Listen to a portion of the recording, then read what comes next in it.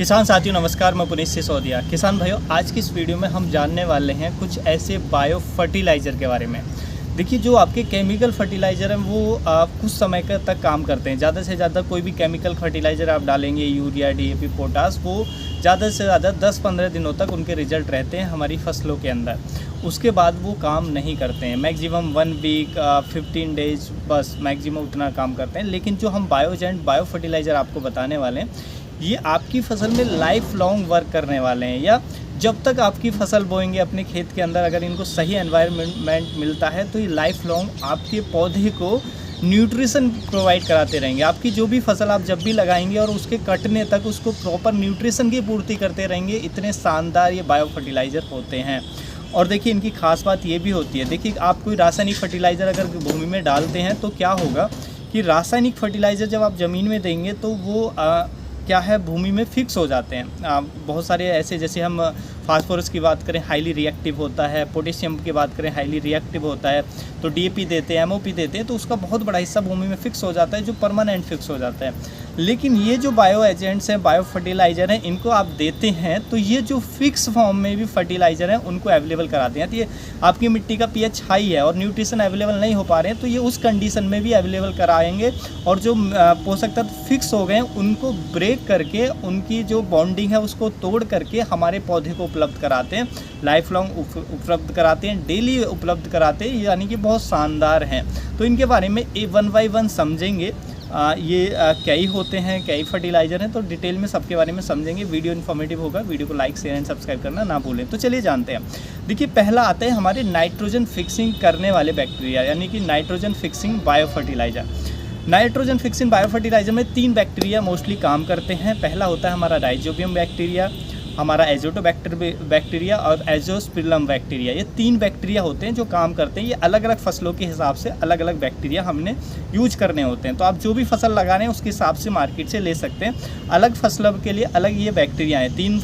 3 bacteria हैं जो अलग अलग फसलों में यूज होते हैं। अब देखिए, इन बैक्टीरिया क्या काम करते हैं। यदि आप इनको ज़मीन में डाल देते हैं तो आप सब जानते हैं कि वायुमंडल में, हवा के अंदर जो हमारी एयर है, एटमॉस्फेरिक एयर है, उसके अंदर 78% नाइट्रोजन है। ये जो हवा चलती है ना, इसमें 78% नाइट्रोजन होती है। तो इस नाइट्रोजन को ये लेकर के वायुमंडल से और हमारी भूमि में फिक्स करते हैं अमोनिया के फॉर्म में, जिससे हमारे पौधे उसको उपयोग कर पाते हैं। तो ये नाइट्रोजन को फिक्स करते हैं, जो वायुमंडल की नाइट्रोजन है, जिससे हमारे पौधे को ऑर्गेनिकली नाइट्रोजन मिलती है और पौधे की ग्रोथ बहुत फास्ट हमें देखने को मिलती है।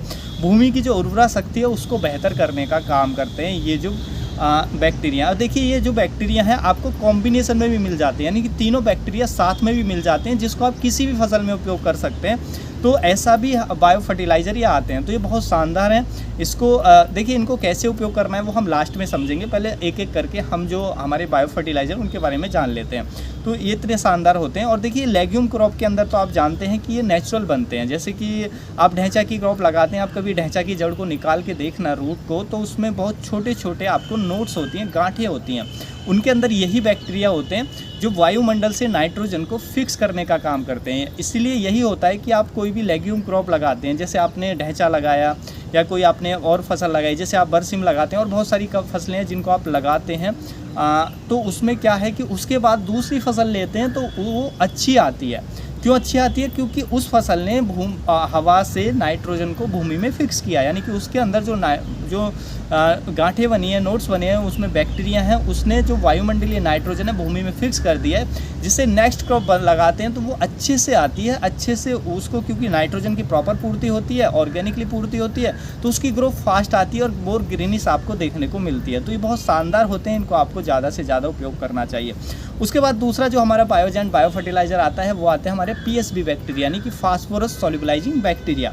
फास्फोरस सॉल्युबलाइजिंग बैक्टीरिया का क्या काम होता है? भूमि के अंदर जा करके ये हमारी हम जो लगातार फास्फोरस दे रहे हैं उसकी वजह से आप देख रहे हैं कि वो फास्फोरस हाईली रिएक्टिव होने के कारण भूमि में फिक्स हो जाती है। अब वो फास्फोरस क्या भूमि में फिक्स होकर भूमि को कठोर बनाती है। आप देखते होंगे कि आज आपकी जो भूमि है बहुत कठोर हो गई है, सूखने के बाद एकदम हार्ड हो जाती है। तो ये क्योंकि जो हमारा फास्फोरस है वो फिक्स फॉर्म में जा रहा है, इसलिए जो भूमि है वो हार्ड हो जाती है। तो इसको क्या करते हैं, ये जो हमारा फास्फोरस फिक्स फॉर्म में है, तो ये पीएसपी बैक्टीरिया इसी फास्फोरस को सॉल्युबल बनाते हैं, यानी कि उनकी बॉन्डिंग को तोड़ करके, क्योंकि जो बैक्टीरिया है कुछ ऐसा एसिड रिलीज करते हैं जिससे जो फास्फोरस ने बॉन्डिंग बना ली है उसकी बॉन्डिंग टूट जाती है दूसरे तत्वों से, तो जिससे जो फास्फोरस है वो सॉल्युबल फॉर्म में आ जाती है और पौधा हमारा उपयोग कर लेता है। तो इससे जो फास्फोरस की उपलब्धता है प्लांट के लिए बढ़ती है, प्लांट के जड़ों का विकास अच्छा होता है, फ्लावरिंग अच्छी आती है और उसको लाइफ लॉन्ग फसल को जो फास्फोरस है वो मिलता रहता है। इससे हमारी फसल अच्छी डेवलप होती है। तो पीएसबी बैक्टीरिया भी आप उपयोग कर सकते हैं अपने खेतों के अंदर। ये पीएसबी बैक्टीरिया के नाम से या पीएसबी बायो फर्टिलाइज़र के नाम से आपको मार्केट में मिल जाएंगे। उसके बाद दूसरा हमारा बायो फर्टिलाइज़र आता है, वो आता है हमारा केएमपी यानी कि potash mobilising bacteria. KMP bacteria भी आपको मार्केट में मिल जाएंगे। देखिए केएमपी बैक्टीरिया का क्या काम है, जैसा कि आप इसके नाम से समझ सकते हैं, पोटास को यानी कि पोटेशियम भी हाईली रिएक्टिव होता है, तो ये पोटास को भी सॉल्युबल बना करके हमारे पौधे को उपलब्ध कराने का काम करते हैं, जो हमारे केएमपी बैक्टीरिया होते हैं। तो ये पोटेशियम को उपलब्ध कराएंगे और लाइफ लॉन्ग उपलब्ध कराएंगे, तो जिससे आपका पौधा मजबूत होगा। पोटेशियम से क्या होता है, पौधा मजबूत होता है, स्ट्रॉन्ग होता है, कीट वर्गों कम अटैक कर पाते हैं, फलों का साइज अच्छा होता है, फलों का कलर अच्छा होता है। तो ये तीनों फर्टिलाइजर हैं, नाइट्रोजन फिक्सिंग करने वाले पीएसबी बैक्टीरिया और केएमपी यानी कि पोटेशियम मोबिलाइजिंग बैक्टीरिया, इनको आप उपयोग कर सकते हैं। अब देखिए इन तीनों का कॉम्बिनेशन भी हमें एक फर्टिलाइज़र के अंदर मिल जाता है, यानी कि बायो एजेंट के अंदर मिल जाता है, कि हम इनको अलग अलग उपयोग ना करके एक प्रोडक्ट आपको मिलेगा उसको आप उपयोग करते हैं। तो उसमें ये तीनों बैक्टीरिया, यानी कि पहले जो मैंने नाइट्रोजन फिक्सिंग करने वाले 3 बैक्टीरिया मिलाए बताए वो भी उसके अंदर मिल जाएंगे, पीएसबी बैक्टीरिया भी उसके अंदर होगा और पोटेशियम मोबिलाइजिंग बैक्टीरिया भी उसके अंदर होगा, यानी कि 3 और 2 पाँचों बैक्टीरिया उसके अंदर मिल जाएंगे। तो जिससे नाइट्रोजन, फास्फोरस, पोटास की पूर्ति हमारे फसल के अंदर ऑर्गेनिकली करते रहेंगे।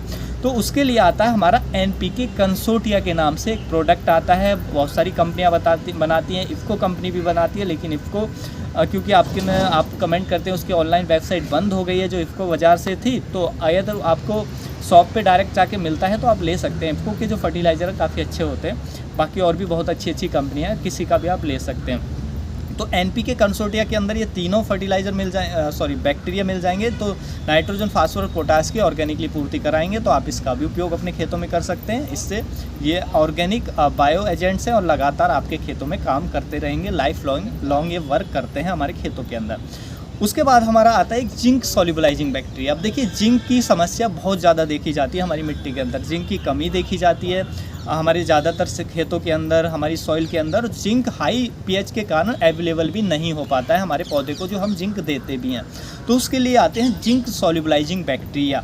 ये बैक्टीरिया क्या काम करते हैं कि जिंक को सॉल्युबल कराते हैं, यानी कि वो जो फिक्स फॉर्म में चली जाती है, हाई पीएच होने के कारण मिट्टी का हमारे पौधे को उपलब्ध नहीं हो पाती है, तो ये उसको घोल करके अवेलेबल प्लांट के लिए कराते हैं, जिससे प्लांट में उचित मात्रा में जिंक की पूर्ति होती है, जिससे हमारे पौधे की ग्रोथ अच्छी आती है, पौधा अच्छा ग्रो करता है। देखिए जिंक की कमी होने से प्लांट की हाइट प्रॉपर नहीं आएगी, आप यूरिया कितना भी डाल लीजिए, क्योंकि जिंक जो है वो हमारे पौधे के अंदर ऑक्सिन हार्मोन को बनाता है, और ऑक्सिन हार्मोन क्या है कि वो हमारे पौधे की ग्रोथ में काफ़ी हेल्प करता है। तो इसलिए जिंक होना बहुत ज़रूरी है। जिंक की कमी होने से पौधा छोटा रह जाता है, ड्वार्फ रह जाता है, पौधे में पीलापन आता है। तो जिंक की पूर्ति के लिए अगर हाई पीएच सॉइल है, समस्या है, जिंक अवेलेबल नहीं हो पा रहा है देने के बाद भी, तो जिंक सॉल्युबलाइजिंग बैक्टीरिया अपने खेतों के अंदर ज़रूर डालें, तो जिससे ये लाइफ लॉन्ग आपके खेत के अंदर या पूरी फसल के लिए जो आपके फसल के लिए जो जिंक है उसको उपलब्ध कराएगा, और आपकी फसल ग्रीनिश होगी, हरी भरी होगी, और जिंक उपलब्ध होगा तो फसल हेल्दी होगी, प्रोडक्शन बेहतर मिलेगा। तो ये कुछ बायो फर्टिलाइज़र है जिनका आप उपयोग कर सकते हैं अपने खेतों के अंदर। अब समझते हैं इनका उपयोग कैसे करना है। देखिए कोई भी बायो फर्टिलाइज़र आप ले लें, एनपीके कंसोर्टिया ले लें या अलग अलग जो भी आप लेना चाहते हैं वो ले लें। इनको यूज करने का तरीका एकदम सिंपल होता है। देखिए यदि सभी को एक साथ यूज करना चाहते हैं तो एनपीके कंसोर्टिया लें, और अलग अलग यूज करना चाहते हैं तो वो ले लें। तो आपको क्या करना है, इनको जैसे हमें कोई भी एनपीके कंसोर्टिया है वो 1 लीटर यूज कर सकते हैं, या आप हमारा पीएसबी बैक्टीरिया लेते हैं तो 400 से 500 ml हम पर एकड़ यूज कर सकते हैं। हालांकि 1 लीटर भी आप यूज कर सकते हैं, कोई दिक्कत नहीं है, ज़्यादा महंगा नहीं आता है और अच्छे से वर्क करेगा। तो इसको आपको क्या करना है, कोई भी आप बायोएजेंट ले लें, उसको हमें हमेशा गोबर की खाद में उपयोग करना होता है, क्योंकि गोबर की खाद उसका भोजन होता है, बैक्टीरिया हो या फंगस हो उसका भोजन होता है। गोबर की खाद में मिक्स करने से उनकी डेवलपमेंट बढ़ जाती है, यानी कि उनका मल्टीप्लिकेशन फास्ट हो जाता है, उनकी संख्या तेज़ी से बढ़ती है, जिससे जितनी ज़्यादा संख्या होगी उतना ज़्यादा हमारे खेतों में वो काम करेंगे, उतना ज़्यादा पोषक तत्वों को उपलब्ध कराएंगे। इसलिए हम गोबर की खाद में या हमारी केंचुआ खाद है, कोई भी कार्बनिक खाद है, इनमें मिलाकर हम डाल सकते हैं। तो 100 केजी ले लें या उससे ज़्यादा उपलब्ध है तो वो ले लें, लेकिन आप मिनिमम 100 केजी ले लें और उसमें मिक्स करके आप खेत की जुताई के समय, तैयारी के समय डाल दें, तो ये अच्छा काम आपके खेतों में करते रहेंगे। अब देखिए, यदि हम इनके प्राइस की बात करें, कीमत की बात करें, तो आप कोई भी कंसोर्टिया लेते हैं या कोई भी बायो एजेंट लेते हैं, वो कीमत वही पड़ेगी आपकी। देखिए, इफ़को के तो हमें 200 रुपये की रेंज में मिल जाते हैं, 200 रुपये पर लीटर। कुछ कंपनियों के ऊपर भी डिपेंड करती है, कुछ महंगा बेचती हैं, तो इफ़को के तो 200 रुपये पर लीटर की रेंज में आपको मिल जाएंगे। और कंपनियों का लेंगे तो हो सकता है कोई एक्सपेंसिव थोड़ा बेच रहा है तो 250 रुपये पर लीटर के हिसाब से मिल जाए, उससे ज़्यादा ये नहीं मिलते हैं। तो आप इनका यूज करके और बेनिफिट ले सकते हैं। देखिए, इनके साथ जो भी हमारे बैक्टीरिया, जो भी मैंने बताया, ये सभी क्या है, बैक्टीरिया हैं, बायोजेंट हैं। तो ये बायोजेंट क्या है, अपने आप में बैक्टीरिया हैं, तो इनके साथ कभी भी बैक्टीरिया साइड का उपयोग ना करें, और फंजी साइड का भी आप उपयोग ना करें। उनको इन दो चीज़ों का उपयोग ना करें। बैक्टीरिया साइड स्पेशली इनको किल कर देगा, क्योंकि ये बैक्टीरिया है, और बैक्टीरिया साइड का काम होता है जैसे कि हम कॉपर ऑक्सीक्लोराइड ये ना डालें, कॉपर सल्फेट ये ज़मीन में ना डालें, क्योंकि ये इसको नष्ट कर देंगे। ये आपको ख्याल रखना है, इसके साथ ये नहीं डालना है। बाकी आप कोई भी फर्टिलाइज़र दे सकते हैं, तो आपको अच्छे रिजल्ट मिलेंगे। तो उम्मीद है जो जानकारी आपको अच्छी लगी होगी। जानकारी अच्छी लगी तो वीडियो को लाइक, शेयर एंड सब्सक्राइब करना ना भूलें। मिलेंगे हम आपको एक और नई वीडियो में नई जानकारी के साथ। तब तक के लिए आप अपना ख्याल रखें। धन्यवाद।